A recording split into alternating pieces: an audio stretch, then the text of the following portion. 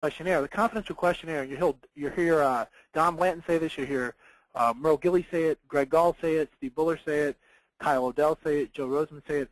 Anyone who's been in the game longer than a cup of coffee and has got tips on how we do what we do, they're the ones who will tell you this is like getting an X-ray back. This is like a doctor getting an X-ray back on a patient. I mean, it tells you just about everything you need to know if you know how to read it, right? If you know how to read it. So they've got 2 kids. One kid's headed to college immediately. The next one's following behind them within about 2 years. The wife, she's like 51. The husband's 46. They're both principal investigators for the Department of Homeland Security. They each make $155,000 a year, so that's an incredibly strong household income. They each get a $10,000 bonus. That's their current tax bracket. They expect to be in that tax bracket in retirement.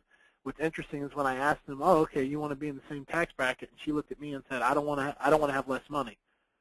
So she already understood taxes. They expect inflation to be 5%, and they've got stellar credit. Then we get down here and we look at their real estate.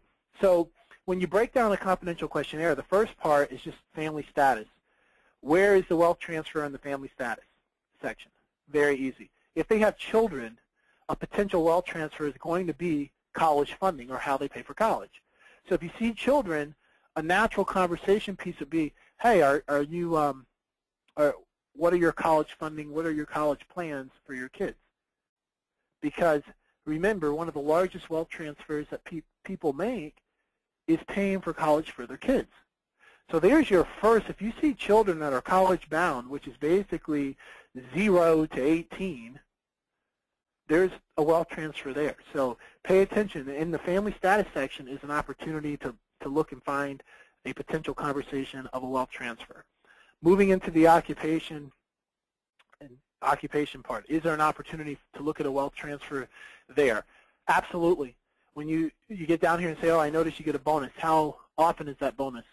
Does that bonus come? Is it pretty predictable? Can you count on it? And they'll just say yes or no. So let's say they say yes. They say, in the past, what have you done with your bonuses? Right? Because you want to know what they're doing. Now, what I do is I just want to know, what are you doing with it? 9 times out of 10, they're taking vacations, they're paying down debt, they're doing an improvement somewhere, something. But this couple gets $20,000 a year in bonuses. So my question to them is, what are you doing with it? They say, oh, we just put it in savings, and then we go out to Monterey or California, and spend it and have a good time. Okay, just wanted to know. Now we get into real estate. As you all know, mortgage